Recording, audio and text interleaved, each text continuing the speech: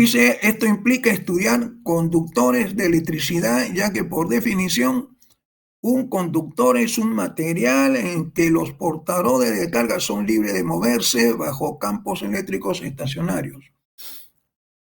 Efectivamente, los conductores son generalmente a base de materiales metálicos, ¿no? Una placa de plata, una placa de plomo, una placa de hierro o un compuesto entre esos elementos. En fin, la cosa es que tiene que ser un conductor. La definición anterior dice incluye no solo los conductores convencionales, eso que se dan pues en los alambres, alambre de cobre, alambre de plata, de oro, qué sé yo, tales como los metales, ahí está. Y la variación de metales viene de la área de metalurgia, viene de las aleaciones, sino también dice los semiconductores, electrolitos, ¿no? O sea, una parte química o una parte así líquida, los gases ionizados que se ven pues ahí en algunos países donde hay nubes blancas, nubes grises, chocan y comienzan los rayos, los truenos, y eléctricos imperfectos y aún el vacío en las proximidades de un cátodo emisor termoiónico. En muchos conductores, los portadores de carga son los electrones. Esa es la primera, digamos, el primer portador que se conoce en la corriente. En otros casos, la carga puede ser conducida por iones positivos o negativos. Eso se da más allá en las atmósferas, las altas atmósferas. La carga en movimiento constituye, dice, una corriente. Es decir, basta que una carga tome una velocidad o sea acelerada, entonces constituye una corriente y el proceso por el cual la carga se transporta se llama conducción. Ya ese es un concepto. Siempre en estos materiales o habrá materiales que siempre pueden conducir la corriente. Para ser preciso, la corriente que se va a denominar ahora I mayúscula es una nomenclatura casi internacional, ¿no? La corriente I mayúscula se define como la velocidad a la que se transporta la carga a través de una superficie dada en un sistema conductor. Por ejemplo, a través de una sección transversal determinada de un alambre. Generalmente conocemos rápidamente, ¿cómo se llama? Este proceso de alambre, porque cada uno en su casa tiene siempre un circuito de corriente, ¿no? Para el alumbrado de la sala, del dormitorio, para ver la televisión, en fin. Por lo tanto, esta corriente I se expresaría de la siguiente manera. Sería un diferencial de carga Q por unidad de tiempo, ¿no? Que está atravesando, conduciendo en ese material, en ese alambre, en ese dispositivo. ¿Ok? Entonces ahí tenemos carga por unidad de tiempo. Lógicamente, esta carga Q es una carga que puede depender del tiempo, es decir, hay cargas que se van acumulando, como también hay cargas que se van perdiendo, y todo eso es, ¿no? Pero aquí en el mensaje es que es la carga, dice, neta transportada en el tiempo T. O sea, es una razón de carga sobre tiempo, eso va a ser la corriente. Lógicamente, como es una nueva magnitud en la física, tiene que tener unidades, ¿no? Y hay todo un organismo internacional que fija los patrones para las unidades. En este caso, la unidad de corriente en el sistema MKS es el ampere y se denota con la letra A. Bueno, ¿y por qué ampere? Porque se le quiere reconocer esa contribución de la corriente al físico francés André-Marie Ampère.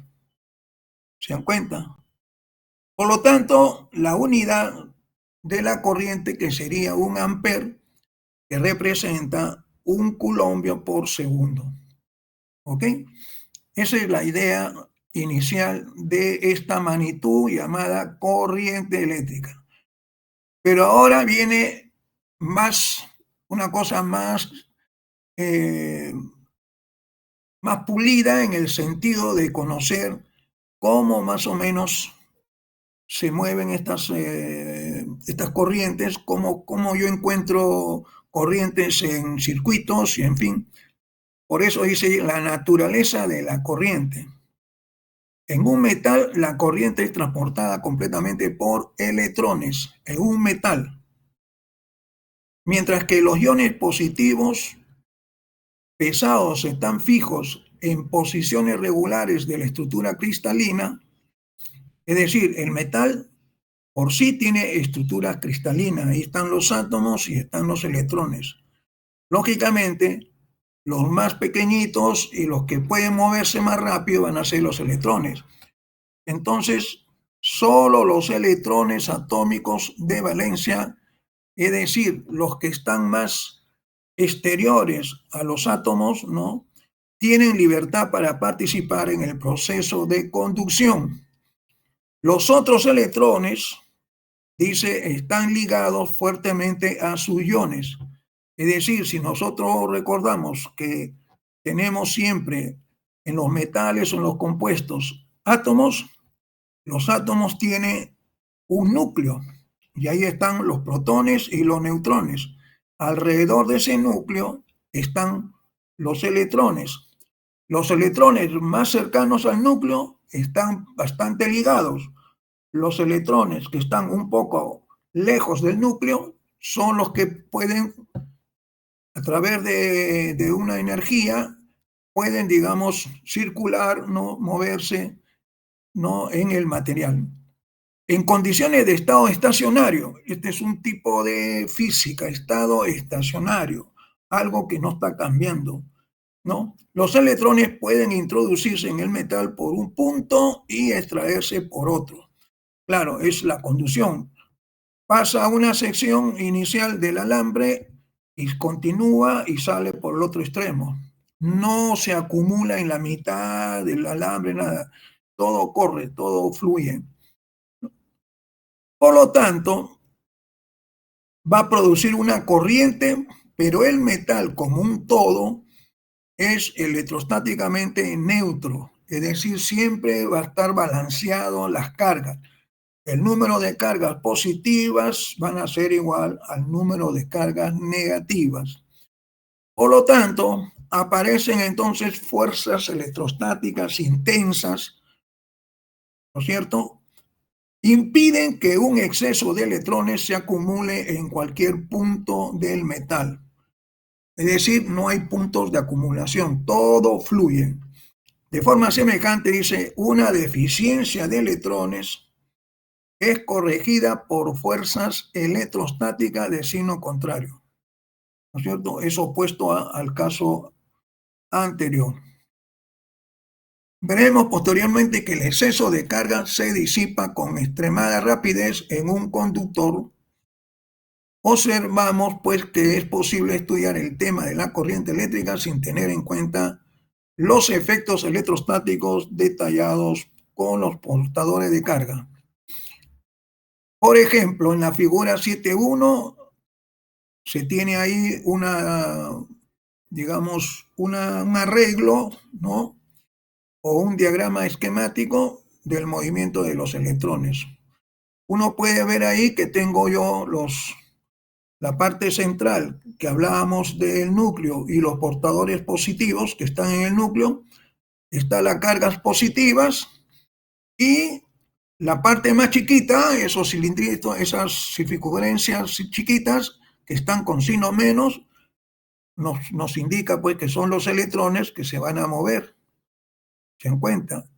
Pero los otros quedan, digamos, estáticos, por ser, pues, más, que tienen, digamos, más masa, en fin, no están bien ubicados en la estructura cristalina. Lo que van a fluir son los electrones, por eso que ahí están las flechitas, como que están viajando, ¿no? Una idea de viaje.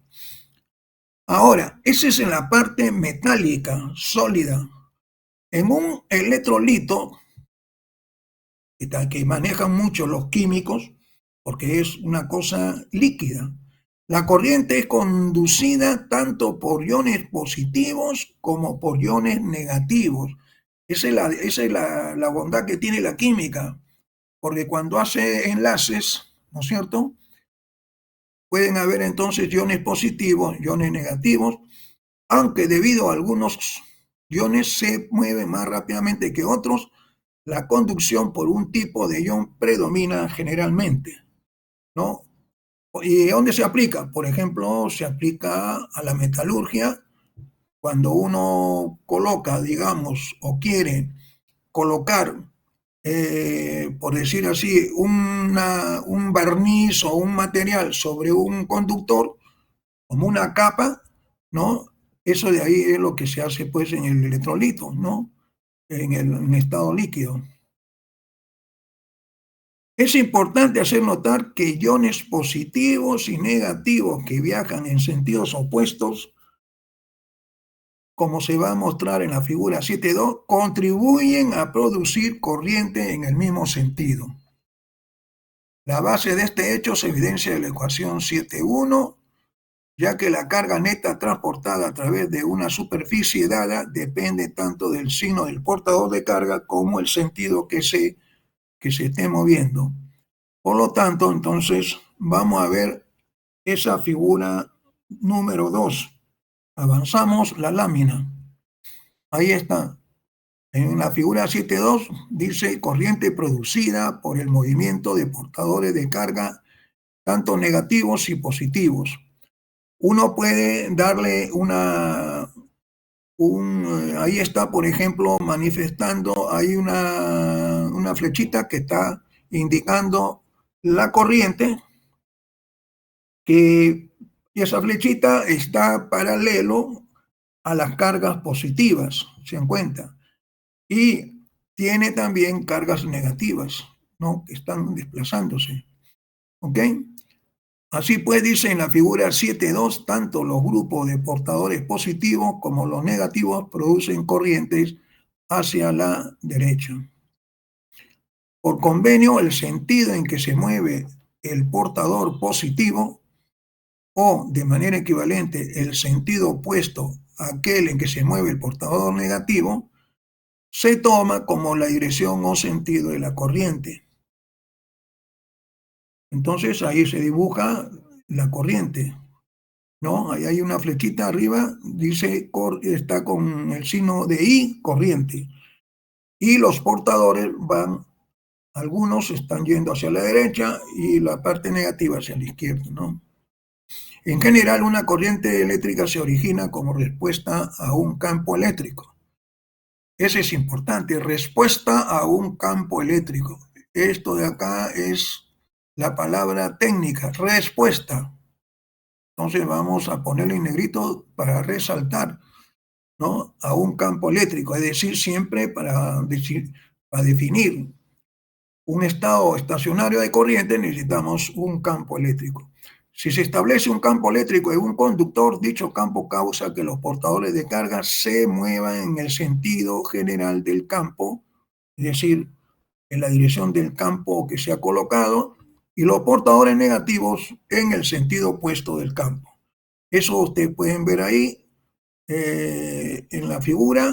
Hay portadores que están con la flechita hacia la derecha y portadores que están con la flecha hacia la izquierda. En consecuencia, todas las corrientes producidas en el proceso tienen la misma dirección que el campo. La misma dirección, no estamos hablando de sentido, dirección nada más. Entonces la figura 7.2 más o menos nos da una idea, corriente producida por el movimiento de portadores de cargas negativas y positivas. Entonces ustedes pueden verse que las positivas están en el sentido del vector de corriente y las negativas están hacia el otro lado, cruzando una área, una sección que está marcada con los guiones verticales, ¿no? Suponemos ahí una área que está siendo atravesada por esas cargas. Esa es la idea. Entonces hay una cierta densidad de portadores que generan esa corriente. En una descarga de gas, fíjense, hablábamos de metales. Hablábamos de electrolitos, los iones. Ahora estamos con un material, por decirlo así, de alguna manera, gaseoso, en una descarga de gas, o sea, algo gaseoso. La corriente es transportada tanto por electrones como por iones positivos, pero como los electrones tienen mayor movilidad que los iones pesados, prácticamente toda la corriente es transportada por electrones. Claro, lógicamente tenemos el núcleo, ¿no es cierto?, que está ahí los protones, pero es muy pesado, no con respecto a los electrones que son, pues, que tienen una masa bastante pequeñísima. La conducción en gases es algo más complicada porque las poblaciones electrónica y iónica varían enormemente con las condiciones experimentales. Están determinadas principalmente por la presión del gas y la caída de potencial a través del gas. Entonces se hace un poco complicado estudiar este tipo de corrientes en los gases, ¿no es cierto? En ciertas condiciones, dice, se originan cascadas, ¿no? Proceso en que los pocos iones que están presentes inicialmente se aceleran y ocasionan, como se aceleran, entonces van chocando con el otro núcleo y así, por eso ocasionan colisiones inelásticas con átomos neutros, produciendo así iones y electrones adicionales. Fíjense, eso es la característica en los gases. Los iones adicionales también pueden dar lugar a colisiones ionizadoras con el resultado de que la densidad de portadores crece enormemente. En la figura 7.1 y 7.2 hemos representado los portadores de carga dividiéndolos en grupos, cada uno de los cuales tiene un movimiento común llamado movimiento de deriva del grupo. Claro, los grupos ahí no hemos visto que hay cargas positivas, cargas negativas, y se van moviendo en la dirección del campo. Sin embargo, la figura se ha simplificado sobremanera. Cada grupo de portadores de carga representa realmente un conjunto de partículas en equilibrio térmico.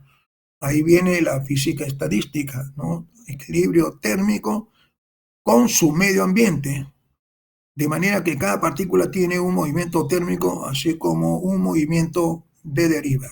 Lógicamente, la termodinámica es eso, ¿no? Estudiar estas distribuciones de velocidades de los iones, ¿no es cierto? Entonces, ahí aparece que siempre va a tender a tener un equilibrio térmico. Pero el movimiento térmico, aunque puede ser grande, también es aleatorio. Claro, va en zigzag, ¿no? Y en consecuencia no da lugar a un transporte de carga organizado. Claro, el efecto de temperatura hace pues que todos estén moviéndose por diferentes direcciones y no hay un régimen pues paralelo, único, ¿no? Eso es por los gases. Por otra parte, el movimiento de arrastre no es aleatorio, ese movimiento que se llama de deriva, que va avanzando, choca, retrocede, después avanza, choca, retrocede. Por consiguiente, al considerar estos procesos de conducción, es admisible olvidar el movimiento aleatorio que no contribuye a la corriente total y utilizar la representación sencilla de las figuras 7.1, 7.2. Es decir, la figura 7.1 que hemos visto y la 7.2 más o menos nos ilustra un modelito de un tipo de corriente, ¿no?, que se le llama pues de régimen estacionario. No obstante, para otros procesos de transporte, tales como la conducción de un gradiente térmico, ojo, gradiente térmico, o sea, algo que va cambiando en el espacio, que da lugar al efecto termoeléctrico. Es necesario tener en cuenta, dice, el movimiento térmico en forma detallada para entender completamente el fenómeno. Entonces ahí viene pues un problema un poquito más sofisticado.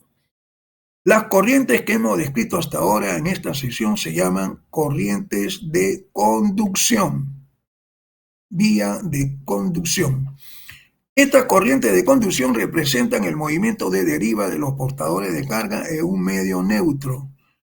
Y como un todo puede estar generalmente está en reposo, ¿no? Los líquidos y los gases pueden además experimentar un movimiento hidrodinámico, líquidos y gases. Se dan cuenta la diferencia con respecto a los metales, porque los metales tienen una mejor estructura cristalina. Los líquidos no lo tienen ni los gases. Y si el medio tiene una densidad de carga, este movimiento hidrodinámico producirá corrientes. Tales corrientes que provienen de transporte masivo, vamos a señalar eso, transporte masivo de un medio cargado se llama entonces, como en los gases, como en los líquidos, se pueden llamar corrientes de convección. Ojo, hay corriente de conducción, metales, que nosotros son corrientes de convección. Las corrientes de convección son importantes en relación con la electricidad atmosférica. Lógicamente, tal vez acá en Lima no se ve, pero en otras ciudades se ve, ¿no? Cuando uno está en la sierra o uno está en otra capital. Yo por lo menos vi eso en Panamá, lo veo también en Río de Janeiro.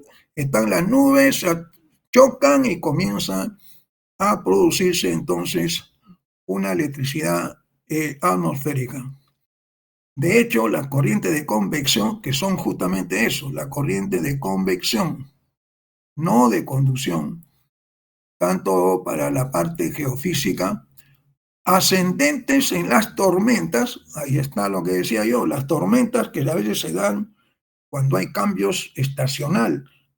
Por ejemplo, cuando uno está en otoño y estamos pasando para el invierno, ocurre en eso, o viceversa.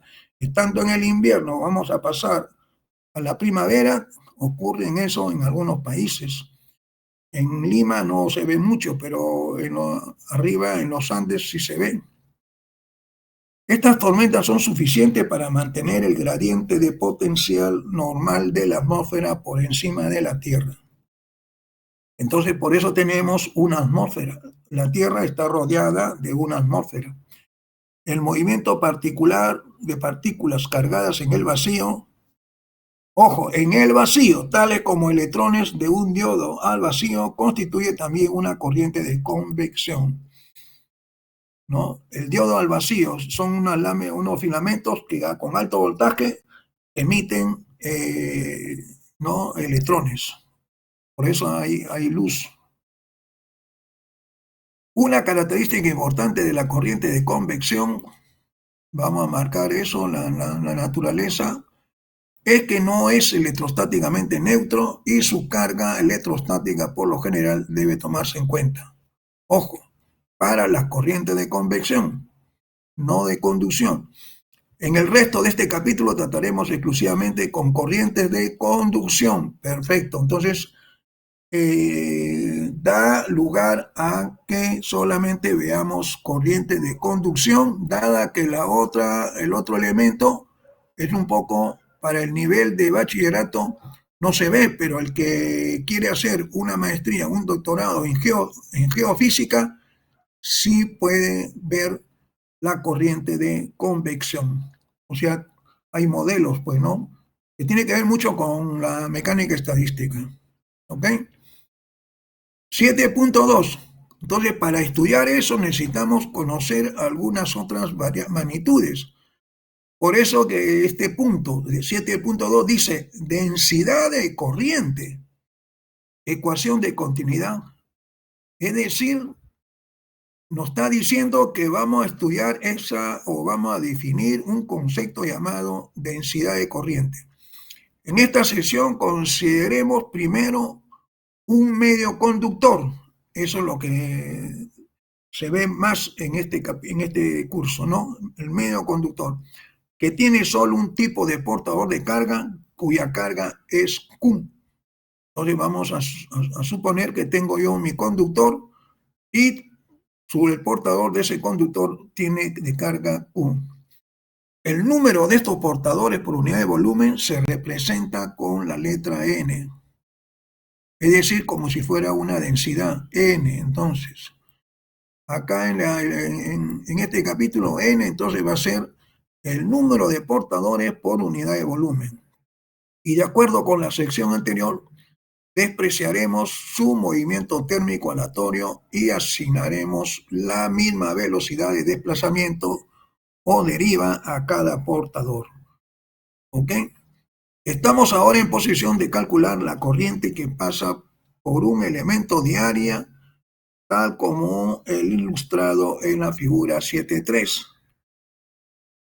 Entonces, fíjense la figura 7.3, tenemos ahí dos secciones, ¿no? Dos líneas, la de, ¿cómo se llama? La de trazos y la otra línea, donde entonces yo tengo ahí que hay, estamos ahora, dice, calcular la corriente que pasa por un elemento de área. Entonces ahí hay un elemento de área, tal como ilustrado en la figura 3. Este elemento de área, durante el tiempo delta t, cada portador recorre una distancia b delta t. Entonces, la línea punteada es un tiempo, está ahí, pasan pasan los electrones ahí al área, después pasan la otra área, porque está en ese tiempo B, tienen una velocidad B, delta t es como un espacio, y entonces tengo ahí también la componente de la normal, ¿no? Un n, el vector unitario n, por el diferencial de área. Entonces hay un cruce, digamos, de portadores en cada sección. Entonces esa figura demuestra el movimiento de deriva de portadores de carga a través del plano diferencial de A en un tiempo delta t. ¿Ok? Ahí están como están atravesando. Entonces, con esa información yo puedo definir o vamos a definir nuestra densidad de corriente. Dice, es evidente a partir de la figura que la carga delta Q que atraviesa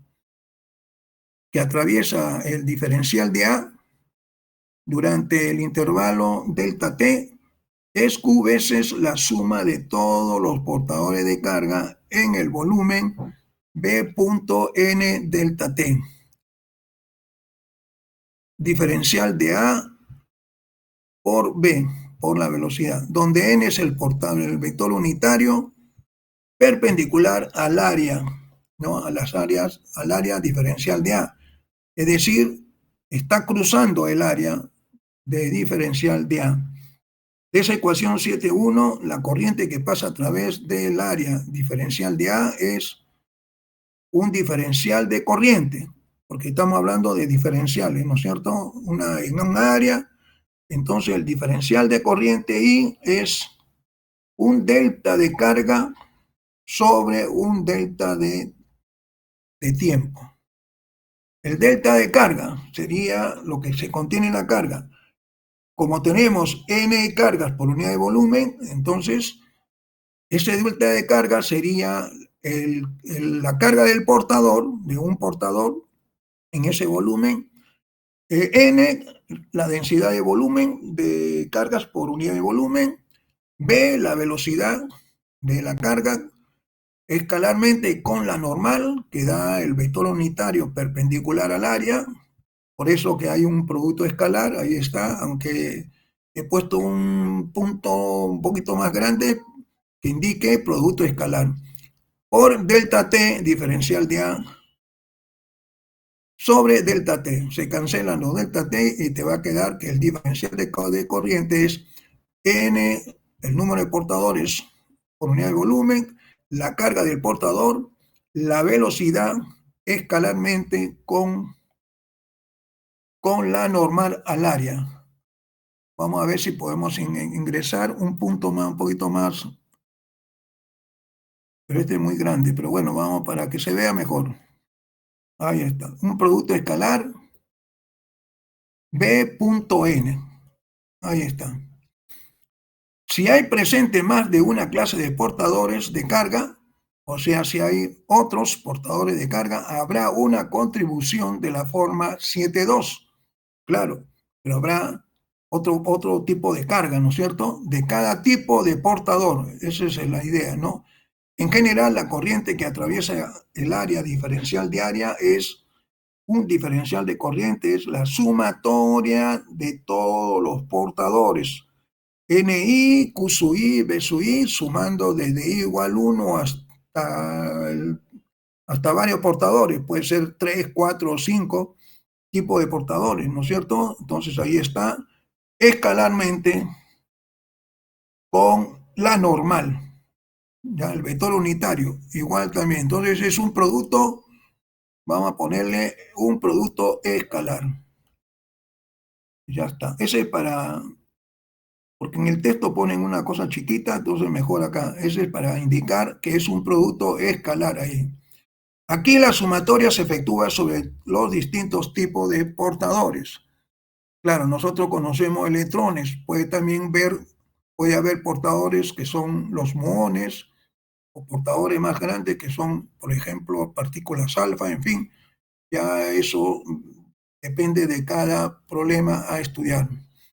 La cantidad entre corchetes es un vector que tiene dimensiones de corriente por unidad diaria. Esta cantidad se llama densidad de corriente y está dada por el símbolo J. Ahí está. Entonces, J es un vector. En el lado izquierdo, J es un vector. Entonces va a ser la sumatoria de toda la suma de los portadores, ¿no? De varios portadores que puede haber en el material. Entonces va a ser el número de N del portador I por la carga I y la velocidad del portador I. Es una suma que va de I igual 1 hasta un N, que hay diversos portadores, entonces se va sumando. Esta densidad de corriente puede definirse en cada punto de un medio conductor, es decir, es un vector puntual, punto a punto, y es por lo tanto una función vectorial puntual. ¿Ok? Esa densidad de corriente. Vamos a marcar que se trata de la densidad de corriente.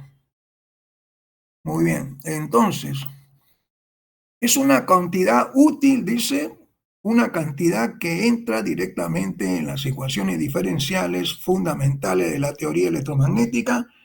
La unidad MKS de J, fíjense cómo está definido la cantidad de J, va a ser amperios por metro cuadrado. Es decir, corriente por área, ¿no? Las áreas se dan en metro cuadrado, la corriente se da en amperios. Entonces hay esa densidad de corriente J. Interesante, porque después va a haber una ecuación de continuidad con ese J. La ecuación 7.3 puede escribirse ahora de la otra forma, entonces más simple, pues no, ya todo lo que está ahí en el corchete, en la sumatoria, lo puedo representar como un J, entonces esa ecuación 7.3 pasa a ser que el diferencial de I es la densidad de corriente J escalarmente con la normal, con el vector normal al área, al diferencial de área. Es un diferencial de corriente porque estoy estudiando un diferencial de área. Entonces es J punto, a veces el punto a veces no está muy bueno para remarcar, entonces uno lo que hace es inserta algo un poquito más grande para indicar que es un producto escalar. Ahí está, ¿no?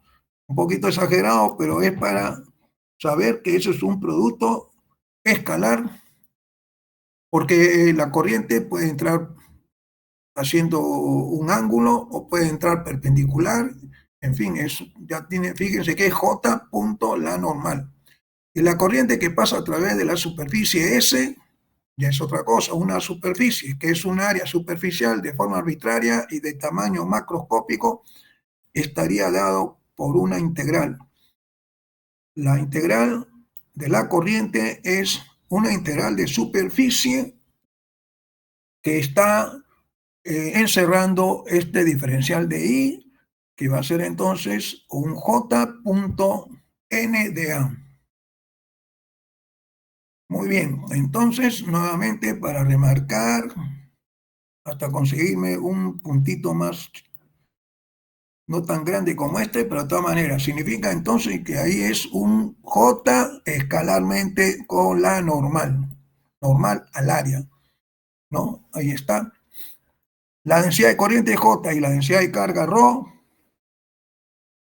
no son cantidades independientes, sino que están relacionadas en cada punto por una ecuación diferencial que se llama la ecuación de continuidad. Muy bien, entonces va a haber una ecuación de continuidad, más luego se va a ver más abajo. Esta relación tiene su origen en el hecho de que la carga no puede crearse ni destruirse, siempre va a circular, ¿no?, vía los filamentos del circuito. La ecuación se deduce con mayor facilidad aplicando la ecuación 7.5 a una superficie S arbitraria cerrada.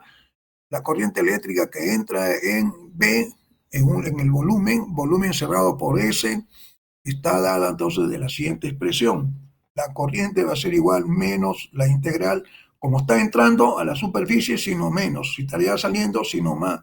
Entonces ahí está el producto de J escalarmente con... Vamos a cambiar ese punto para este más representativo. Escalarmente con la normal. Muy bien, ahí está. Es una expresión que hay, que es una integral de superficie. J escalar con la normal. Como es una integral de superficie, yo lo puedo convertir a una integral de volumen usando el teorema de la divergencia. Cuando usamos el teorema de la divergencia, este J punto de N se convierte entonces en una divergencia de J, integral de volumen de la divergencia de J. Ahí está, eso hay que recordar. Entonces vamos colocando el punto del producto escalar. Ahí está. Esta ecuación, la última, en esta ecuación, la última integral, la última, o sea, la que está a la derecha, se obtiene utilizando el teorema de la divergencia. Eso ya se vio en el capítulo de vectores, ahí se vio teorema de la divergencia, teorema de Stokes, en fin, varias cosas se vio. Ahí está. Que te permite evaluar tu integral de superficie, reemplazarlo por una integral de volumen, donde la variable o el parámetro o la función J se tiene que tomar como divergencia de J. ¿Ok? Entonces, eso se hace porque hay un análisis vectorial o un teorema llamado el teorema de la divergencia, que te hace la vida más fácil porque en una integral de superficie lo está convirtiendo en una integral de volumen donde la variable J no se tiene que tomar la divergencia de J. El signo menos aparece porque N es la normal hacia afuera y deseamos considerar I positiva cuando el flujo neto de carga va del exterior de B hacia el interior. Ahí está la razón del signo negativo, porque antes sería de adentro hacia afuera, pero ahora estamos viendo que la corriente viene por un punto, va a entrar y va a salir por el otro punto. Entonces, viene del exterior hacia el interior. Entonces, ahí está el propósito de ese signo menos. Perfecto. Pero de la ecuación 7.1, y la corriente es igual a la razón con que la carga se transporta al interior de B, el volumen. Bueno, I es derivada de Q con respecto a T, entonces la derivada con respecto a T, la carga es la integral de la densidad volumétrica de carga, ρ, entonces es una integral de volumen, ρ de B. Como estamos considerando un volumen fijo, B, la derivada con respecto al tiempo opera sobre la función ρ, la densidad. Sin embargo, ρ es función de la posición como del tiempo, de modo que la derivada con respecto al tiempo se convierte en una derivada parcial con respecto al tiempo cuando pasa al interior de la integral.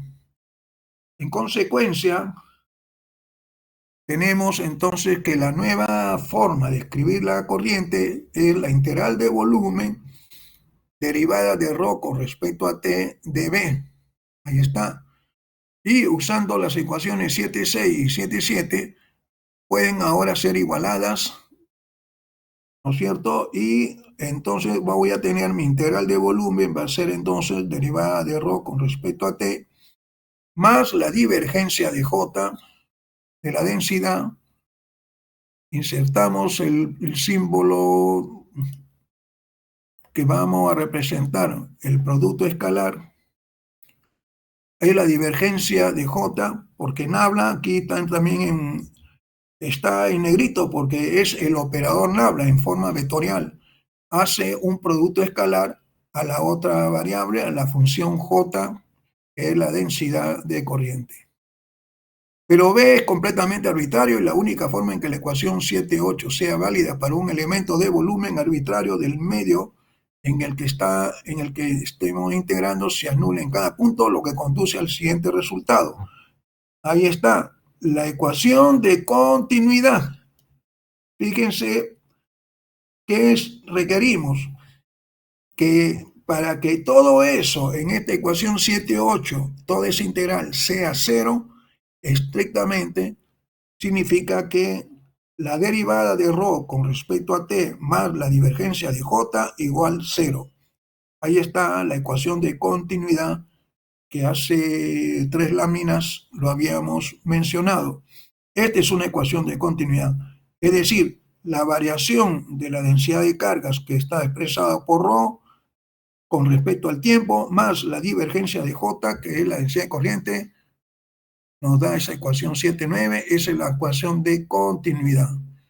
Entonces, estamos viendo de que acá hay una especie de lo que se llamaría una ecuación dinámica, ¿no? Está el tiempo y está la densidad de corriente de cargas por unidad de tiempo, la divergencia, y entonces esa ecuación de continuidad es importante que el estudiante lo tenga bien presente porque es una cosa también conceptual. Vamos a insertar el punto un poquito más representativo del producto escalar. En este caso es divergencia. La divergencia de J vale 0. Ya está. Muy bien, entonces tenemos una buena ecuación de continuidad, por eso que las cargas no se crean ni se destruyen en el camino de esa integración para definir la corriente. Pero hay un caso ahora más particular. Vamos a usar esa ecuación y poder encontrar lo que se llama la ley de Ohm, es decir, un tipo de forma de material donde vamos a conducir una corriente. Y esto se llama la ley de Ohm. Dice, experimentalmente se encuentra que en un metal, ojo, metal, no es ni un líquido ni un gas, es un metal que tiene una estructura cristalina. A temperatura constante, la densidad de corriente J es linealmente proporcional al campo eléctrico. Bueno, fíjense, a temperatura constante. La constante de proporcionalidad se denomina, es decir, entonces, J va a ser una constante que por el campo, y está, es linealmente proporcional al campo eléctrico. Entonces, la forma de proporcionalidad implica hacer una ecuación. Ahí está, J es igual a un G por el campo. Entonces, se convierte en una constante de proporcionalidad G, que se denomina conductividad para los metales, pues, ¿no? Entonces, los diferentes metales tienen diferentes conductividades. Ahí vamos a ver en una tabla Por eso es que hay algunos metales que conducen la corriente más que otros, ¿no? Entonces, la ecuación 710, que se llama, y esa se va a ser entonces la ecuación ley de Ohm. Ojo, entonces, la ley de Ohm, en su término general, es J igual G por E, donde G es la conductividad. ¿Ok? Es una muy buena aproximación para un gran número de materiales conductores comunes. Entonces, es un modelo que se observa bien en los metales. Sin embargo, en el caso general, la ecuación 710 debe sustituirse por otro tipo más, digamos, más realista, en el sentido de que esa conductividad va o puede ser una variable que depende de la intensidad del campo. J igual G, que depende de E, el campo eléctrico, veces el campo, donde G de E es función del campo. Ahí está, una función del campo eléctrico. Vamos a remarcar. Los materiales para los cuales la ecuación 7 es válida se llama, es decir, los materiales que cumplan con esta condición de la ecuación 710 se van a llamar medios lineales isótropos. Es decir, tienen una relación lineal, por eso dice ahí no hay nada cuadrática, es G igual o J igual G por E. ¿Ok? Y se le llama también o medios óhmicos, es decir, porque cumple la ley de Ohm. Aquí, nuevamente, como los dieléctricos, nos interesa principalmente el caso lineal, ¿no? Una relación lineal. El recíproco de la conductividad se llama resistividad. Esta llamada de resistividad marcamos que es no una resistividad, un tipo de coeficiente que se le denomina eta. Entonces, la conductividad es el inverso de la resistividad. Entonces, eta es el inverso de G. Pero ¿quién es G? G es la conductividad. Ahí está. Y nos ponen un asterisco para el autor del texto de Russell, Milford y Christie. Nos dice que los símbolos comunes para la resistividad y la conductividad de carga dada por Rho y sigma, respectivamente, pero para evitar la posible confusión con la densidad volumétrica de carga Rho y la densidad de carga superficial sigma, utilizaremos los símbolos eta, la letra griega eta y G. Entonces, eso de ahí es más que por una alerta, ¿no es cierto? Para no confundirnos, hacemos ese tipo de convención. Ahí está. ¿Ok? La unidad de ETA en el sistema MKS es el voltios por metro sobre el amperio, o simplemente ohmio por metro, donde el ohmio que se va a denotar, donde el ohmio, que es la resistencia, se denota con el símbolo omega. Ahí está. El ohm, que es la unidad de la resistencia, está dada por omega mayúscula. Entonces, ¿cómo definimos un ohmio? Una unidad de resistencia. Es un voltio por un amperio. Aquí está. Entonces, la unidad de conductividad de G es el ohmio a la menos 1, metros a la menos 1, o sea, un valor S sobre M, donde S es un tipo de unidad. Dice que ese señor es un Siemens, que es S, es el recíproco del ohmio.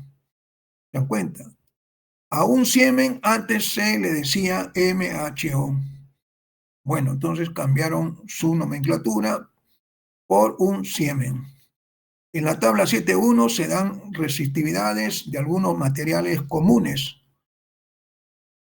Es evidente que esta tabla que todos los materiales conducen la electricidad hasta cierto grado, pero que los materiales que hemos llamado aislantes, o sea, los dieléctricos, son conductores mucho peores que los metales, por un factor enorme, tan grande como 10 a la 23.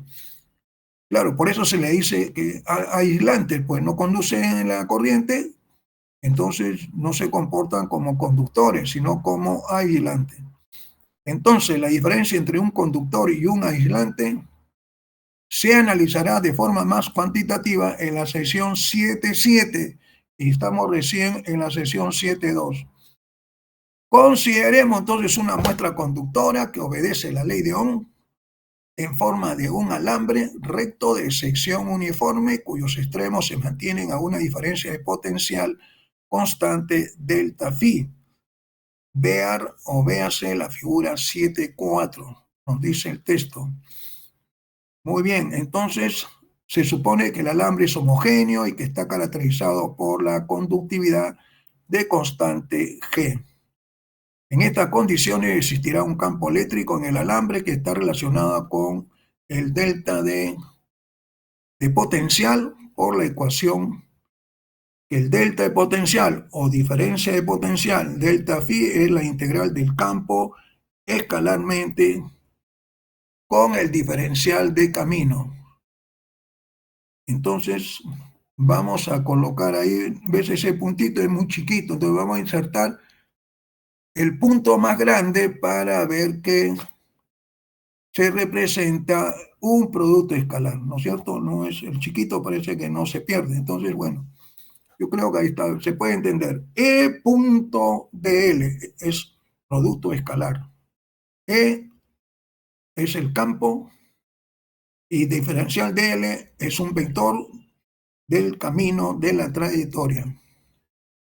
Entonces, en la tabla 7.1 está expresada un conjunto de resistividades eta y coeficiente de temperatura de la resistencia dada por alfa de algunos materiales. Fíjense también el dato, a 20 grados centígrados. Es decir, hay que saber también ver que necesitamos tener información a qué temperatura estamos haciendo la medida. Como ustedes ven ahí, nos están diciendo que es a 20 grados centígrados. Entonces, no es tanto una temperatura muy baja. Muy bien, por ejemplo, algunos valores ahí. Tenemos algunos que son, por ejemplo, vamos a ser significativos. Aluminio, 2.65 por 10 a la menos 8. Cobre, 1.67. Es decir, va disminuyendo. El oro, 2.35. Es mayor que el cobre, pero menor que el aluminio. Hierro, el hierro es muy grande, 9.71. Níquel, 6.84. Plata, 1.59. Es decir, va a conducir más en la plata. Mercurio, otro metal medio especial, medio raro, tóxico, 95. Ya es, prácticamente no va a pasar ni una corriente. El germanio puro, 0.46, bastante grande. Germanio, 0.011. Grafito, que es a base de carbono, 1.4 por 10 a la menos 5. Todavía es bastante grande con respecto al otro, que son de 10 a la menos 8. Un vidrio, a ver, 10 a la 10, 10 a la 14, no conduce, muy elevado. El cuarzo, 1 por 10 a la 14, también es un buen aislante. Cuarzo, porque fíjense, 1 por 10 a la 14. Azufre, 2 por 10 a la 15. Madera, 10 a la 8, 10 a la 11. Madera no conduce pues la corriente. Entonces, ustedes se puede ver esa diversidad de materiales que en algunos conduce bien la corriente, en otros prácticamente no conduce nada, son aislantes. Es evidente que no puede haber componente de estado estacionario del campo eléctrico perpendicular al eje del cilindro, ya que por la ecuación 7 este produciría la superficie de alambre se cargará continuamente. Por tanto, el campo eléctrico es puramente longitudinal.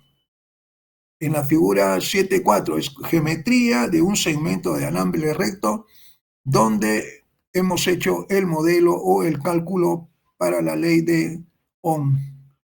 Que pueden ver ahí, tenemos un alambre, por decir así, un alambre donde va a circular la corriente I, va a tener entonces una distancia, una longitud L, en un punto va a estar a potencial Φ1, en otro punto va a estar a potencial Φ1 más delta Φ. Además, debido a la forma geométrica, el campo eléctrico debe ser el mismo en todos los puntos del alambre. Por consiguiente, esa ecuación, podemos aplicar la ecuación 712. Vamos a retroceder, este es lo bonito de acá, que se puede la 712. Aplicamos la 712, delta de phi es campo por diferencial de L. ¿Dónde estamos? Oh, ya me perdí. Creo que estamos acá. Ah, ahí está el dibujo, ya está. Bueno, entonces queda que delta de phi es el campo por la longitud. Ahí está. 712, donde L es la longitud del alambre, pero un campo eléctrico implica una corriente J igual G por E. La corriente que pasa por una sección del alambre sería la integral sobre el área A, la sección que va a pasar de área A, J punto, vamos a colocar ahí el punto más resaltante para el producto escalar. Ahí está. Ahí está entonces. J escalar con la normal al área. ¿Ok? Entonces, como J es constante, N de A también es un vector unitario perpendicular al área, entonces todo eso da J por A. La ecuación es J por A. Es decir, modo del primero, modo del segundo, coseno del ángulo, que es 0 grados, 1, y la integral del diferencial de área es todo el área. Entonces, porque es una integral sobre el área A, entonces queda J por A, siendo A el área de la sección transversal del alambre. El alambre tiene una longitud L, pero el área es de tamaño A. Combinando la ecuación 713 y la ecuación 710, 712, obtenemos entonces que la corriente va quedando igual a G, conductividad, el área sobre la longitud, delta de phi, el delta de voltaje. Ahí está. Que proporciona una relación lineal entre L y delta phi. La cantidad L sobre G por A se llama resistencia del alambre y se representará con el símbolo R. Utilizando R podemos escribir de nuevo la ecuación 714. Vamos a retroceder, ¿dónde está la 714? Aquí, en esta parte de acá, todo esto va a ser R. Entonces, se llama resistencia del alambre y se ya por R. Entonces, delta phi, acá está, delta phi se convierte R por I. Es decir, la diferencia de potencial es la resistencia del material por la corriente, que es la forma familiar de la ley de Ohm, que se ve en curso de física 1, 2 o física 3. En fin, ahí está la fórmula más simple. Este es entonces la ley de Ohm. La ecuación 715 puede considerarse como una definición de la resistencia de un objeto o dispositivo por el que pasa una corriente. En el caso general, R dependerá del valor de esta corriente. Sin embargo, como ya mencionamos, nos interesa principalmente los materiales lineales llamados materiales óhmicos, y en estos R es independiente de la corriente. Muy bien, entonces ya tenemos esta ley de Ohm. Delta phi, R por I, resistencia por corriente, como hemos visto en la secundaria. Muy bien, pero ahora hablemos del trabajo. El trabajo realizado por el campo cuando una carga diferencial de Q se mueve a través de una diferencia potencial delta phi es el diferencial de trabajo. Como es un diferencial de carga, entonces por la variación de potencial, este diferencial de trabajo es diferencial de Q por delta phi, la potencia correspondiente va quedando así. La potencia va a ser la intensidad de corriente por la diferencia de potencial. Todo esto, delta phi, pongo acá RI, tal vez si podemos colocarlo ahorita, falta ahí colocarlo para que se vea más simple ya. Y veces, en lugar de delta phi, es este de acá, R por I, control C, entonces me va a quedar este de acá, control B, le pongo acá la igualdad, ahí está, y por RI se va a convertir en I cuadrado R, o sea, delta phi al cuadrado sobre R. ¿Ok? Porque acá delta phi es R por I, pongo acá y entonces va a quedar eso ahí. Es decir, la potencia es una relación cuadrática con respecto a la diferencia potencial, donde las dos últimas formas se obtienen por combinación con la ley de Ohm. Entonces la ley de Ohm, que es la ecuación 715, está metido en esta ecuación. Esta potencia, ojo, ahí está, es una potencia. Potencia es trabajo, un trabajo por unidad de tiempo, ¿no? Esta potencia, vamos a marcar esto para que se vea bien, es la potencia. ¿Qué es la potencia? Es un término interesante. La potencia se disipa y viene lo que se va, que se puede observar cualquier momento ahí. Ustedes pueden agarrar un alambrecito, le ponen ahí una pila así, se disipa por calentamiento de Joule. Es el efecto Joule, se dice, es decir, el efecto Joule sucede en los alambres que transportan corriente. Por eso hay que tener mucho cuidado, ¿no? Con los alambres tenemos entonces un calor que se disipa, pues esa potencia se disipa por calentamiento de Joule, llama el efecto Joule. Por eso tenemos las planchas eléctricas, que lo pone la tomada, esto, ¿ok? Muy bien, entonces quedamos ahí. Vamos a ver ahora este término, corrientes estacionarias en medios continuos. Ojo, en medios continuos.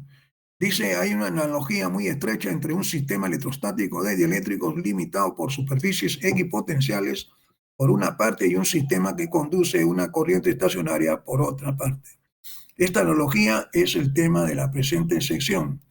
Es decir, vamos a ver un modelo. ¿Cómo comenzamos? Dice, consideremos un medio conductor óptico, es decir, un medio lineal, homogéneo, es decir, sus propiedades son iguales en todas las direcciones, en condiciones de conducción, es decir, va a pasar la corriente, va a pasar cargas, no convección, conducción en estado estacionario, puesto que estamos tratando específicamente con el estado estacionario, la densidad de carga ρ de X, Y, Z, densidad de carga va a depender de la posición, está en su valor de equilibrio. ¿Qué significa que está en el valor de su equilibrio? Que esa función con respecto al tiempo tiene que ser igual a cero para cada punto en el medio. Ahí está, régimen estacionario. Ahí está la condición, derivada de ρ con respecto a t, no está cambiando. En consecuencia, la ecuación de continuidad dada por la ecuación 7,9, te va a quedar entonces que la divergencia, por ejemplo, donde está la ecuación de continuidad, por aquí teníamos la ecuación de continuidad, debe estar por ahí, donde ahí esa derivada se hace cero, pues, ¿no es cierto? La derivada de ρ. Acá está, ¿ves? Derivada de ρ se hace cero, entonces tienes divergencia de J cero. Tenemos eso. ¿Dónde estamos? Ah, bueno, acá está la potencia, el calentamiento. Aquí está. Entonces, divergencia de J. Fíjense que este puntito pues casi ni se ve. Mejor insertamos el punto de producto escalar. Ya está. La divergencia de J se hace cero. Entonces se llama condiciones de corriente estacionaria. Este es un concepto. Se puede preguntar en un examen. Diga usted alguna propiedad o qué significa divergencia de J igual a cero. Ahí está, corrientes estacionarias. ¿Se dan cuenta? O le pueden preguntar, en una corriente estacionaria, ¿qué se cumple? Se cumple que la divergencia de J vale cero. Ahí están los conceptos. Por eso es bueno dar una leída a las cosas para tener bien el concepto. Utilizando la ley de Ohm en combinación con esa ecuación 716, entonces vamos haciendo un álgebra igual acá. Divergencia de G por E. Entonces insertamos el punto de un poquito grande del operador para que no, ahí está. Creo que se ha movido algo, déjame retroceder. Aquí tenemos que sacar ese punto. Ahí está.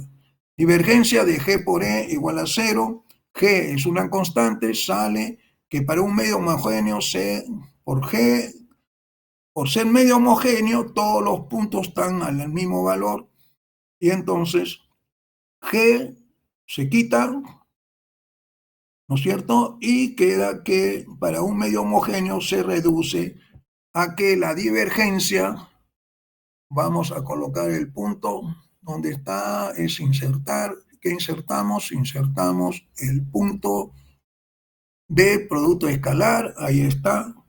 Divergencia de E es igual a cero. ¿Ok?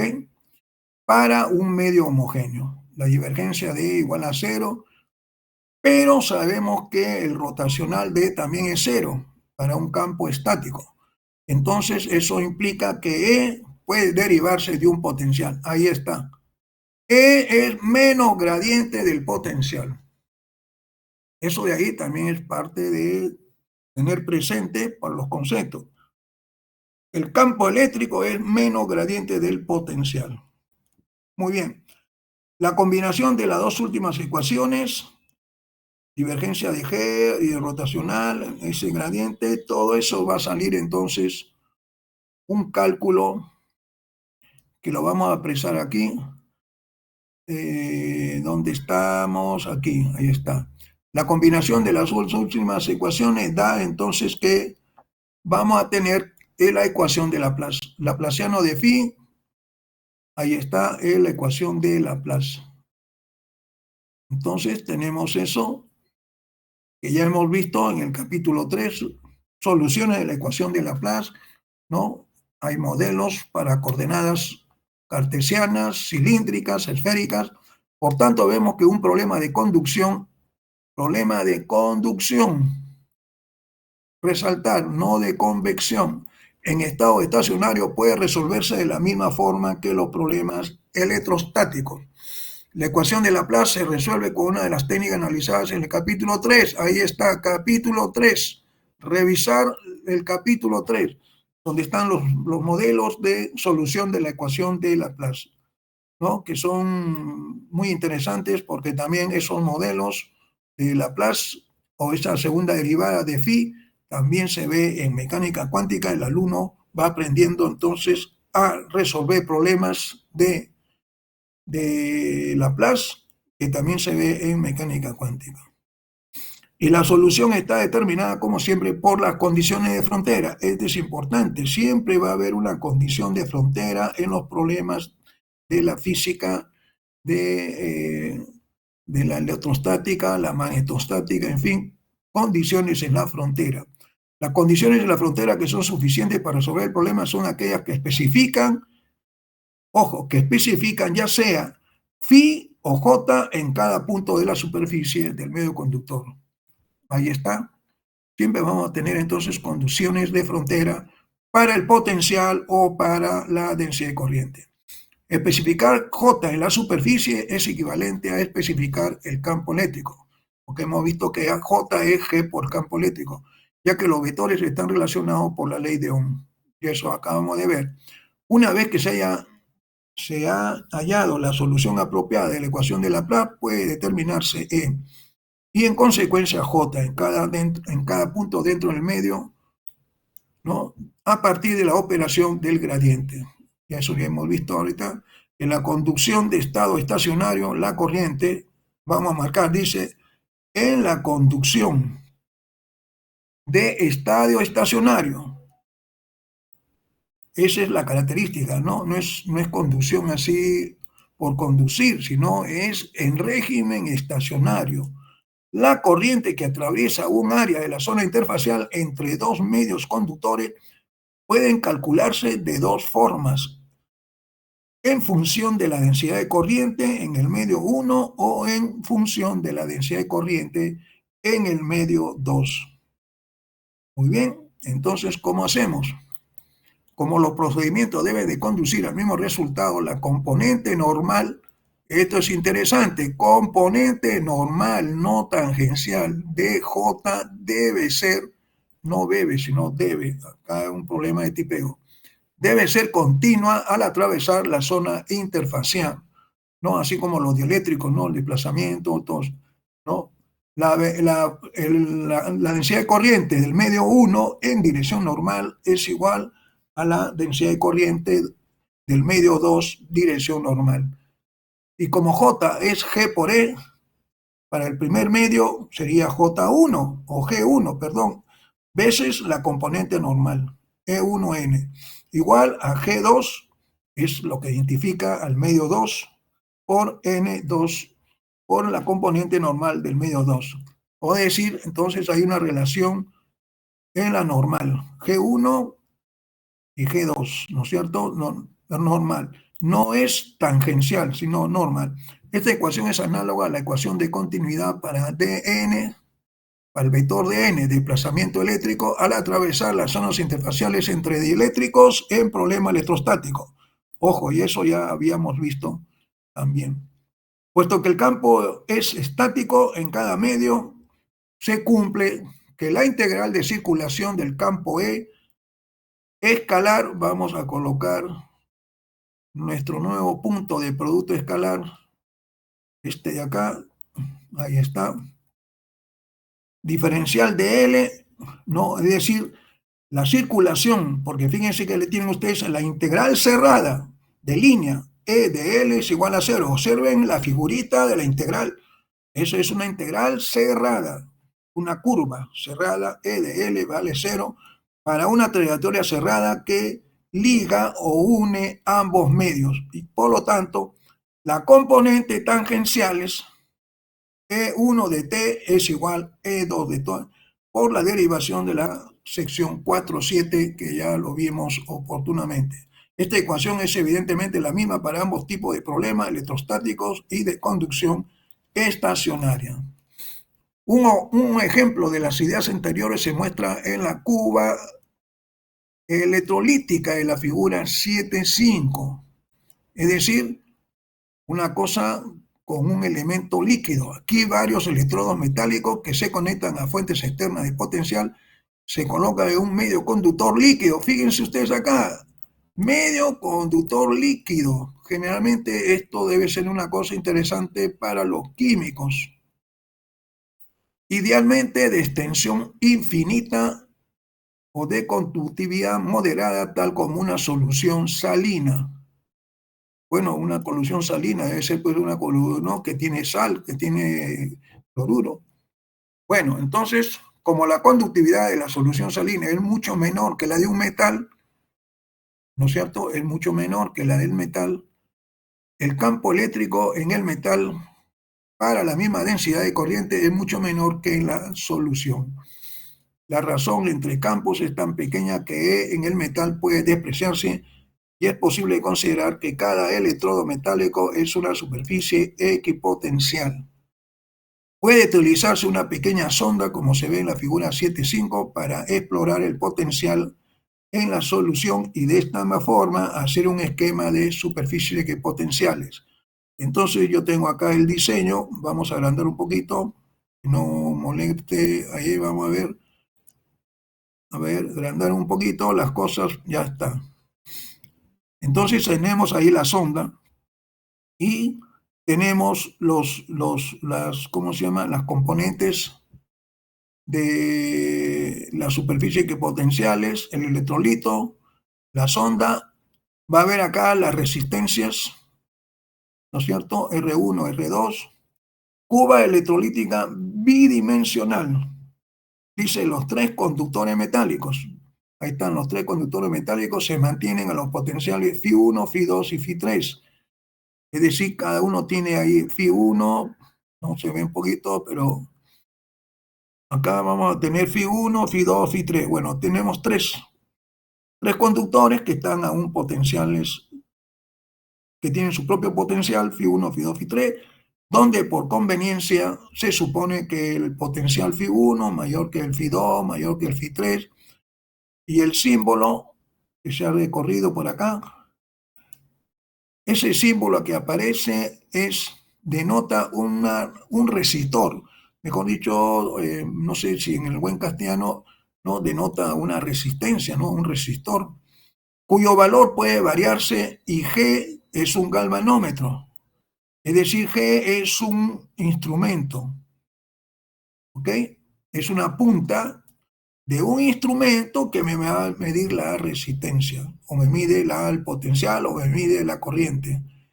La resistencia de los alambres se considera despreciable, la resistencia de los alambres, no la resistencia, porque están conectadas a los conductores que están en el electrolito, ¿no? Ese es el galvanómetro. Si los resistores R1 y R2 se ajustan de tal modo que no pase corriente a través de G, es decir, ese galvanómetro marcaría 0, significa que el potencial de la sonda es igual al potencial C, y la misma corriente pasa a través de R1 y R2. En estas circunstancias, el potencial de la sonda sería Φ1 menos I', R1, donde entonces ahí viene la diferencia potencial en la resistencia 1, y se iguala a Φ3 más I', R2. O de otra manera, el potencial de la sonda sería el potencial Φ1 menos Φ3 multiplicado por R1 sobre R1 más R2. Es decir, este es un modelito que se puede hacer experimentalmente para también dibujar, calcular las superficies equipotenciales, ¿no? Entonces ahí podemos tener datos relacionados con, por ejemplo, ese electrolito, cómo sería su G. Una posible utilidad de este experimento es la de proporcionar una solución numérica. Ojo el dato, ¿para qué sirve? Ahí está, proporcionar una solución numérica para la ecuación de Laplace. ¿Por qué? Porque necesitamos tener condiciones de frontera. En caso de que la forma geométrica sea complicada, puede ser difícil de determinar analíticamente. Claro, cuando tengamos formas geométricas muy complicadas, pues no hay pues, ejes de simetría. Por eso que la mayoría de los problemas son en placas, son en cilindros, ¿no? Son en esferas, es decir, hay ejes de simetría. La solución encontrada no se limita al problema de conducción, sino que se aplica igualmente al problema electrostático equivalente de los mismos electrodos metálicos. Están rodeados por medio dieléctrico, en la figura 7.6. El método de la cuba electrolítica se utilizó ampliamente, ojo, esto es importante, fíjense, se utilizó ampliamente en el pasado para resolver problemas electrostáticos con formas geométricas complicadas. Pero actualmente estos problemas suelen resolverse con un computador. Claro, ya pasamos pues a modelos que rodamos en programas de computación. Pero antes no había eso, pues. Como un segundo ejemplo, vamos a poner eso, de la relación entre conducción y electrostática, consideremos dos electrodos metálicos en un medio infinito óhmico homogéneo de conductividad moderada G. Si los electrodos metálicos se mantienen a los potenciales Φ1 y Φ2, la corriente I entonces sería dado por la ley de Ohm. La corriente I es la diferencia de potenciales Φ1 menos Φ2 sobre R, que es la resistencia, que define la resistencia entre los electrodos. Y nos da una llamada de atención el texto, un asterisco. Entonces, ¿qué nos dice ahí? En lo que nos dice el autor ahí, o los autores, dice, ya que I es el equivalente a Q en el problema electrostático, I es proporcional al delta phi, y 1 sobre R se define como la constante de proporcionalidad.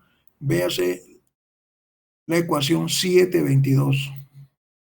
A buscar la ecuación 722. Bueno, está más adelante, creo. 722 no la encontramos. Debe estar por acá, entonces. Ahí está. Entonces la ecuación 722 tiene que ver con un condensador. Bueno, primero terminemos esta parte de la cuba, ¿no? De la cubeta o cuba electrolítica. Ahí está, hemos podido calcular la función de la sonda que podemos medir a través de este galvanómetro, ¿ok? Y tenemos un tipo de solución. Bueno, entonces sabemos que se usó la corriente, dice, como un segundo ejemplo de la relación entre conducción electrostática, consideremos dos electrodos metálicos en un medio infinito óhmico. Homogéneo, ese también es un buen dato, de conductividad moderada G. Si los electrodos metálicos se mantienen a potenciales Φ1 y Φ2, la corriente es justamente el uso de la ley de Ohm. El delta de Phi, ¿no es cierto? Yo también puedo tener una ecuación, puedo poner ahí una ecuación que me va a dar así. I por R es igual a esto 2 de acá, al delta de Phi. Vamos a ponerle delta de Phi. Insertar delta, la función delta de Phi, creo que es este de acá. Insertar, cerrar. Yo puedo poner ahí la palabra Phi. Insertar, entonces el símbolo de Phi. ¿Dónde está Phi por acá? Acá está. Entonces podemos tener eso también. Entonces, tenemos que I es la variación de los potenciales sobre la resistencia. O la resistencia por la corriente es la diferencial de el intervalo de potencial. Muy bien. O vamos a poner que eso de ahí, o IR igual delta de Phi. Pero ahí parece gradiente. Bueno, que define la resistencia R, dice entre dos electrodos. Otra llamada dice, ya que I es el equivalente a Q en problema electrostático, I es proporcional hasta aquí está el delta de Phi. Control C. Me estaba poniendo mal esta parte de acá. Esto de acá es eso, ya está. Ahí está, ¿no? Es proporcional a delta de Phi y 1 sobre R se define como la constante de proporcionalidad. Por eso que nos fuimos a la ecuación 722. Ahí está. ¿Se cuenta? Esta corriente puede expresarse en función de la densidad de corriente. Ahí está la parte que viene. ¿Por qué hemos señalado densidad de corriente? La corriente es la integral de superficie de un J escalarmente con la normal. Entonces, como vemos ahí que hay un puntito que no se nota, ponemos el punto mayor. Pues. Ahí está. Entonces, ahí está. para que sea bien representativo, el producto escalar. J por punto N es el valor, todo eso toda esa integral me va a representar la corriente, donde S es cualquier superficie cerrada que rodea completamente uno de los electrodos, excepto por un alambre de metal aislado que conduce la corriente al electrodo para mantenerlo a potencial constante. Claro, alguien tiene que alimentar pues el potencial del alambre. ¿Ok? ¿Qué más? Vamos a ver aquí algunos cálculos. Bueno, entonces la relación queda entonces que J, densidad de corriente, es G, la conductividad por el campo. Combinando las tres últimas ecuaciones obtenemos entonces que el Φ1 menos Φ2 sobre R, el delta de Φ sobre R va a ser G integral de superficie de E escalarmente con la normal. Vamos a insertar nuevamente nuestro punto. Insertar, cerrar, ahí está. Entonces tenemos una expresión simple de la ley de Ohm. Si el mismo campo eléctrico se produjera por cargas electrostáticas sobre dos electrodos metálicos en un medio dieléctrico, entonces por la ley de Gauss tendríamos que tener que la integral de superficie en toda la superficie es el producto del campo escalarmente con la normal de la superficie. Todo eso va a ser Q sobre épsilon, la carga total, donde Q es la carga sobre el electrodo metálico rodeado por la superficie S y épsilon es la permitividad del medio. Vamos a pasar acá eso. En estas circunstancias, los dos electrodos formarán un condensador. Ahí está la cosa interesante. Los dos electrodos, estoy juntando dos electrodos, de tal manera, ¿no? Los dos electrodos formarán un condensador, es decir, que la carga Q es un factor C por el delta de potencial, Φ1 menos Φ2. Al sustituir las ecuaciones 721, 22, 720, etc., encontramos que R por C es épsilon sobre G. Fíjense las constantes. Este resultado relaciona la resistencia entre dos conductores en un medio conductor débil y la capacidad, ahí está, la nueva palabra, y la capacidad que estamos introduciendo, y la capacidad del problema electrostático equivalente. ¿Qué más? Donde Q es la carga sobre el electrodo metálico rodeado por la superficie S y epsilon es la permitividad del medio. Punto. Vamos a pasar aquí para poder leer mejor. Ya está. En esa circunstancia, los dos electrodos formarán un condensador. Esta es la parte que es la parte bonita. Formará un condensador, de tal manera que se cumpla que la carga es el condensador por la variación de potencial. Al sustituir estas ecuaciones, obtenemos que RC es epsilon sobre G. Este resultado relaciona la resistencia entre dos conductores en un medio conductor débil y la capacidad del problema electrostático equivalente. De hecho, esta relación es más que una analogía entre medios dieléctricos y conductores. También es válida para cualquier medio que tenga conductividad G y permitividad épsilon, ya que no existe un dieléctrico ideal. Todo dieléctrico real tiene una G distinta de cero, aunque sea muy pequeña. Por otro lado, vamos a ponerlo por acá mejor. Por otro lado, incluso un buen conductor tiene su propio valor de épsilon, por pequeña que sea. De aquí que un condensador, vamos a remarcar, el condensador, que es otro instrumento, otro arreglo, tenga una resistencia de fuga y que una resistencia tenga una pequeña capacidad asociada, y en cada caso R y C del dispositivo están relacionadas por la ecuación 723. Ahí está, R por C relacionada con las constantes épsilon y G. Fíjense lo bonito, ¿no? Tenga una pequeña y están relacionadas por la ecuación 723. Ahí está, aproximadamente, ya que el medio no es infinito. ¿Ok? Perfecto. Muy bien. ¿Qué más? Para terminar, vamos a ver este 7.5, aproximación al equilibrio electrostático, ya es otro modelo, usando lo que se ha visto más anterior. A ver, vamos a comenzar. En el capítulo 2 se mostró que el exceso de carga reside sobre la superficie de un conductor. Esta situación es el estado de equilibrio. La aproximación al equilibrio no se estudió en el capítulo. Estamos devolviendo en el capítulo 2. Pero se estableció que para buenos conductores, generalmente los metálicos, el equilibrio se alcanza muy rápidamente. Cuanto menos conductor sea el material, más lenta será la aproximación al equilibrio. Claro, porque es cuanto menos conductor, o sea, no conduce mucho la corriente. Entonces, de hecho, si la conductividad del material es extremadamente baja, puede tardar años o aún más en alcanzar el equilibrio electrostático.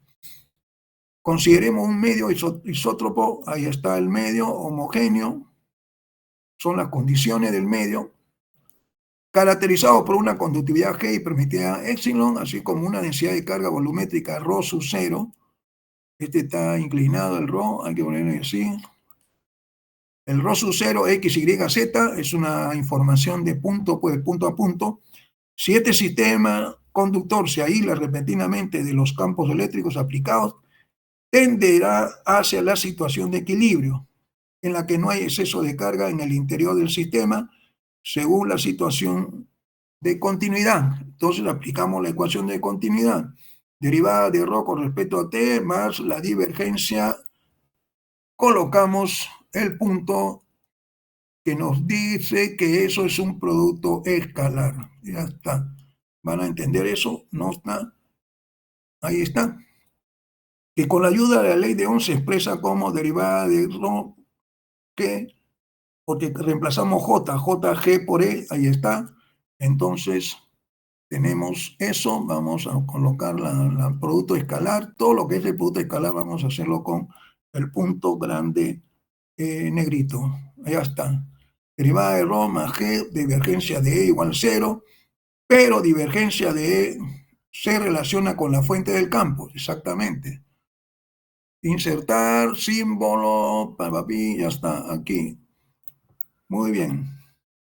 Se relaciona con las fuentes del campo, de hecho, divergencia de E es igual a ρ epsilon.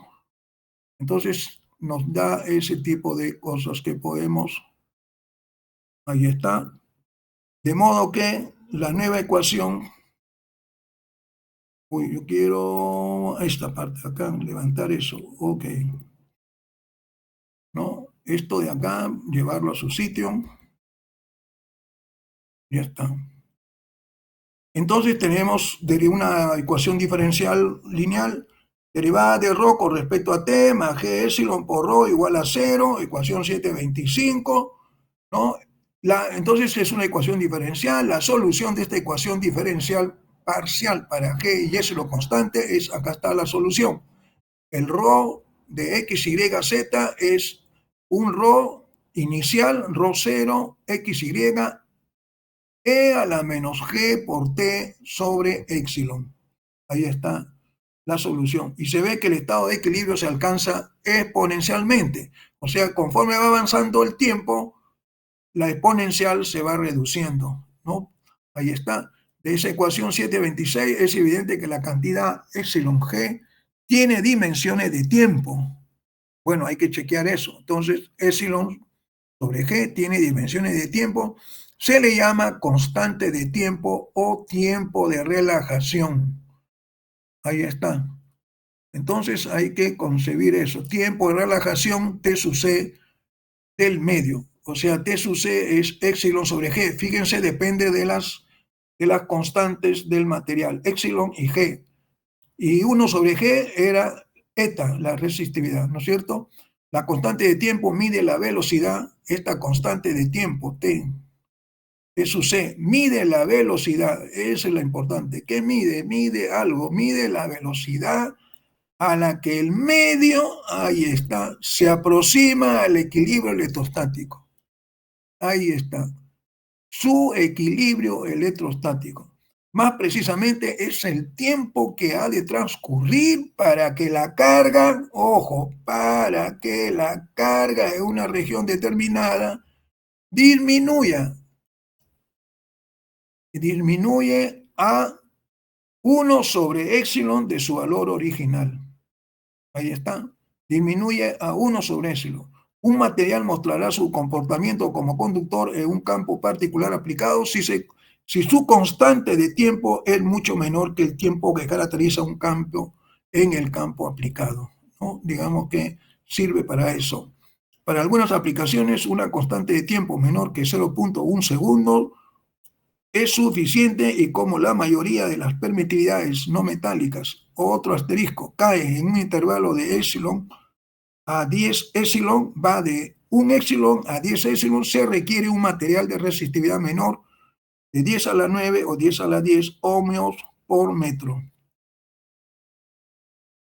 Para aplicaciones de alta frecuencia, ojo, esta es una cosa interesante para electrónica, alta frecuencia, se necesita una constante de tiempo menor y por consiguiente una resistividad menor para que haya realmente un comportamiento como conductor.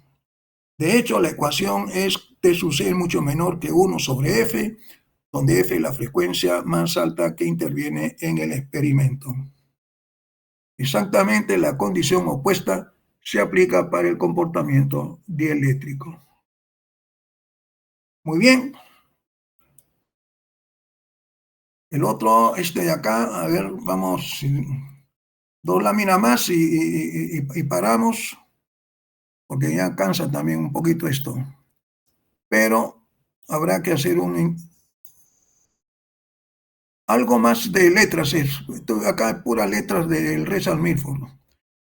Para instruir las redes de resistencia y leyes de Kirchhoff. Muy famoso la ley de Kirchhoff. ¿Cómo comenzamos? Comenzamos diciendo que hasta aquí hemos analizado la conducción principalmente desde el punto de vista del transporte de carga. Ahí está, no es un transporte cualquiera. Van a pensar que es un transporte de pasajeros. No, señor, es un transporte de carga en un medio conductor, y hemos enfocado el problema en términos de las ecuaciones diferenciales que deben aplicarse en cada punto. Ahí está. La cantidad importante por determinar en estos casos es la densidad de corriente. Fíjense en lo que estamos justo, lo hemos definido. Lo que se tiene que buscar, dice, densidad de corriente.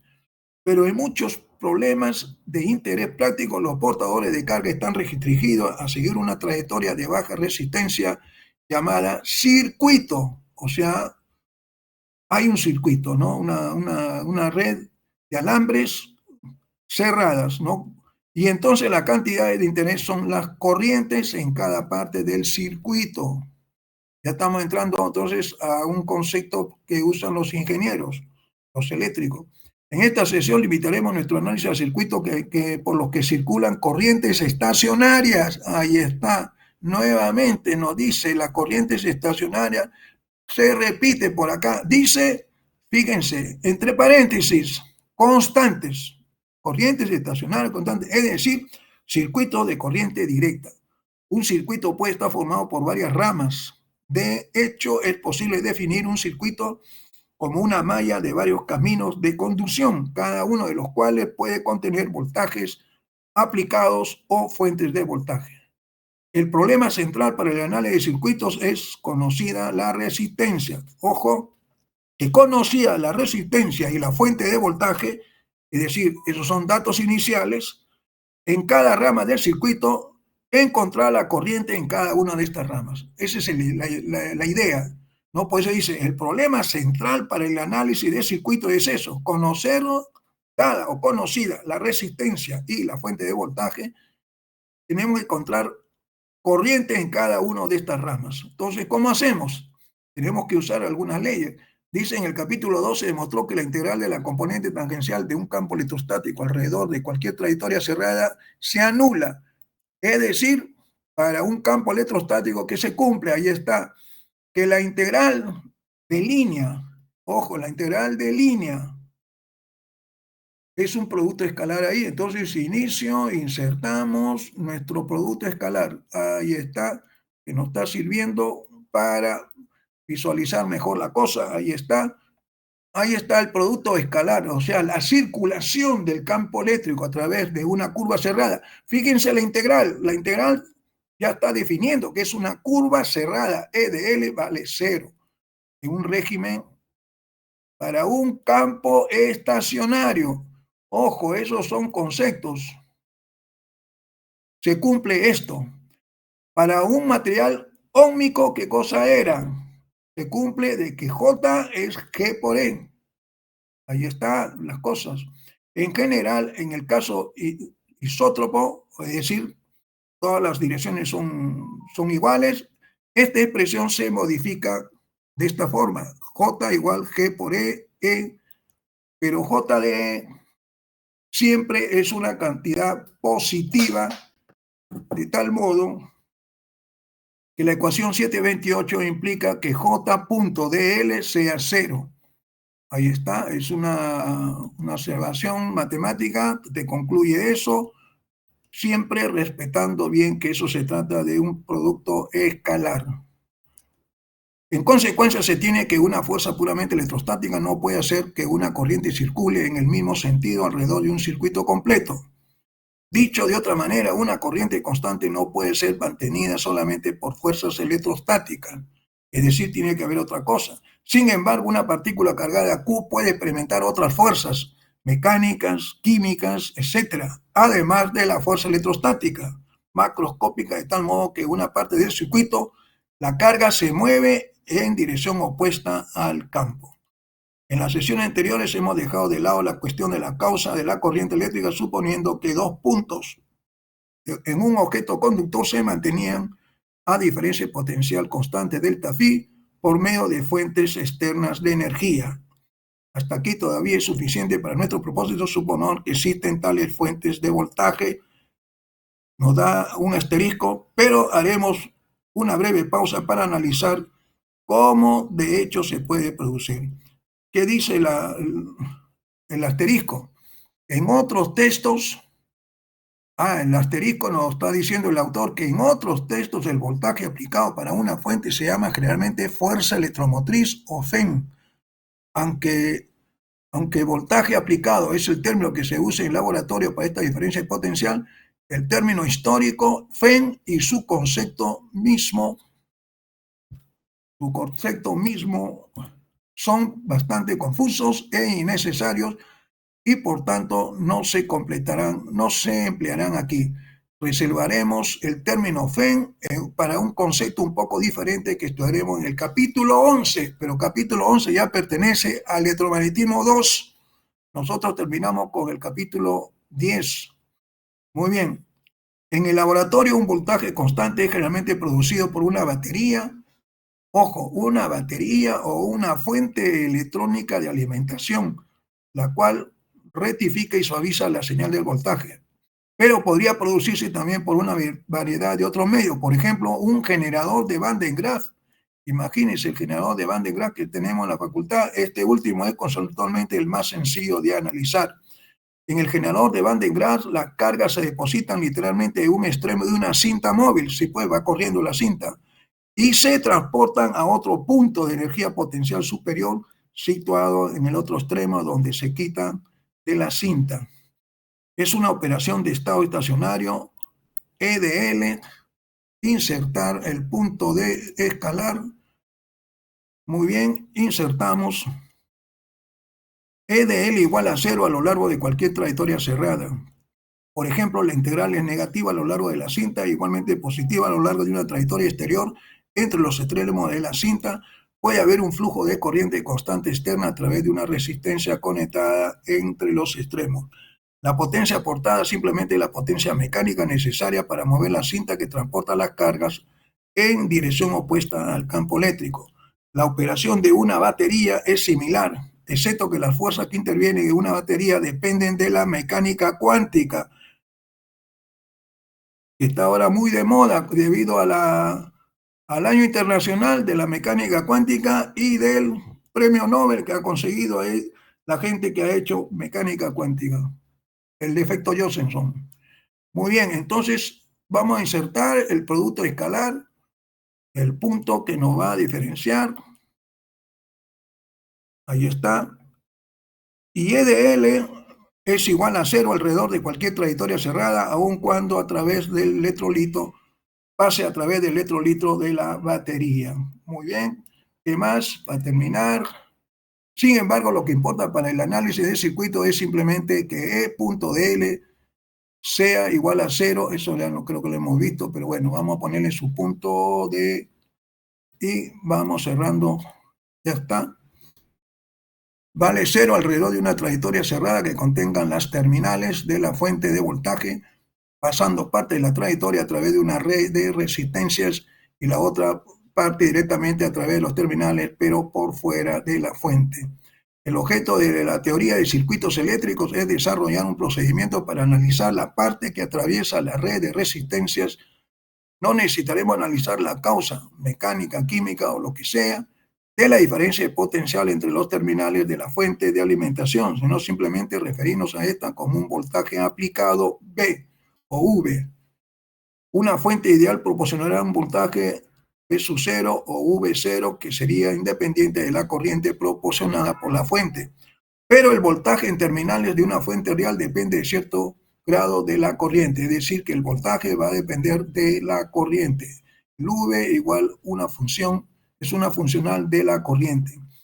La suposición sencilla que se aplica por lo general es la dependencia lineal, es decir, vamos a ver nuestra dependencia lineal, ahí está escrito, V igual un V sub 0 menos la resistencia I por la corriente, donde el coeficiente RI se llama resistencia interna, ahí es una resistencia interna, y V sub 0 se llama voltaje en circuito abierto o FEN en la mayoría de los otros textos.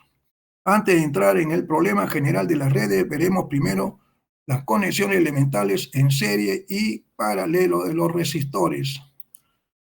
Bueno, entonces, ¿cómo hacemos? Dice que la resistencia definida en la sección 7.3 es una propiedad del objeto material en consideración y depende tanto de la naturaleza del material que compone el objeto como la forma que éste tiene. En cambio, la resistividad depende solo de la naturaleza del material conductor, ya es de la estructura del material.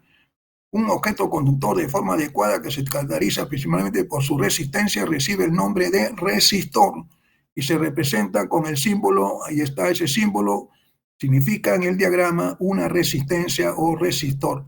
Los resistores pueden conectarse para formar red de resistencias y las formas en que los dos resistores pueden combinarse se ilustran en la figura 7.7. En esa figura 7.7 dice conexión de dos resistores.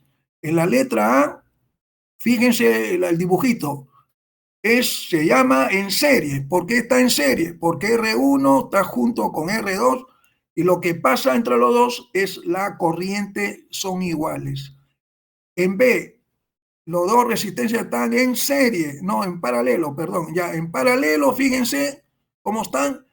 En R1 pasa I1, en R2 pasa I2, no son iguales. Pero lo que sí son iguales es el voltaje. Ahí está la diferencia de serie y paralelo. La figura 7A muestra una conexión en serie en la que fíjense la condición, la misma intensidad de corriente y pasa por ambos resistores. Ahí está la definición. Aplicando la ecuación 7.15 a cada resistor y observando que la diferencia potencial B es igual a B1 más B2, acá hay un asterisco. En esta sesión usaremos el símbolo V en lugar de delta phi para la diferencia potencial de acuerdo con la notación más común en los circuitos eléctricos. Claro, los circuitos eléctricos decimos que es el de voltaje, no delta phi. ¿Ok? Encontramos entonces que hay una diferencia potencial B de la corriente de la resistencia R1 por su corriente, más la resistencia R2 por su corriente, R1 más R2 por I, porque son iguales, por tanto la resistencia equivalente de la combinación es que la resistencia de R1 y R2 es una resistencia R, significa que es una conexión en serie. En la conexión en paralelo, que hemos visto en la figura 7B, la diferencia de potencial a través de cada resistor es la misma. Fíjense la diferencia, el otro fue corriente, acá es la diferencia de potencial. Y la corriente total que pasa por la combinación es I igual I1 más I2. Aplicando la ecuación 715, o sea que delta phi R por I, ley de Ohm, I es igual a B sobre R1, B sobre R2, factorizamos y ahí está. Encontramos que la resistencia equivalente de la combinación es el inverso de R, es 1 sobre R1 más 1 sobre R2, significa conexión en paralelo. Muy bien, ya vamos terminando. La resistencia equivalente de una red más complicada como la figura 7-8 puede determinarse combinando los resistores por pares de acuerdo con las ecuaciones 729 o 730 y repitiendo luego el procedimiento hasta que quede solo una resistencia. Aunque este procedimiento no es aplicable a todas las redes, toda red que tenga dos terminales puede ser reducida a una resistencia equivalente por el procedimiento que se describirá en el siguiente párrafo. Es decir, en esta figura 7-8 es una conexión de dos resistores, A en serie y B en paralelo. Bueno, cualquier problema de redes puede resolverse de una forma sistemática por medio de dos reglas llamadas leyes de Kirchhoff. Antes de enunciar esta ley definiremos los términos. Dice, un nodo, ¿qué es un nodo? Es un punto del circuito donde concurren tres o más conductores, tal como el punto A, B o C de la figura 7-9. ¿Dónde está la figura 7-9? Acá está. A ver, A, ¿dónde está? Acá está A. Entonces A llega a la corriente I3 y llega a la corriente I2. Este es un nodo. Y todo esto es una malla. ¿Ok? Bueno, entonces hay que, para esta parte tenemos que ver que hay nodos y malla. Un nodo es un punto de circuito donde concurren, dice, tres o más conductores, tal como el punto A, B, C, D o D de la figura 7-9. Y una malla es cualquier trayectoria conductora cerrada en la red. ¿Ok? O sea, hay nodos y malla. Podemos enunciar ahora la ley de Kirchhoff. Primero, la suma algebraica de las corrientes que circulan hacia un nodo es cero. Es decir, sumatoria de todas las corrientes igual cero, claro. En un punto, todas las corrientes que llegan son las corrientes que salen. El asterisco por ahí había un asterisco, está referido a que esas leyes llamadas así en honor de Gustav Robert Kirchhoff. Bueno, entonces ahí están. Es para un señor físico, Kirchhoff.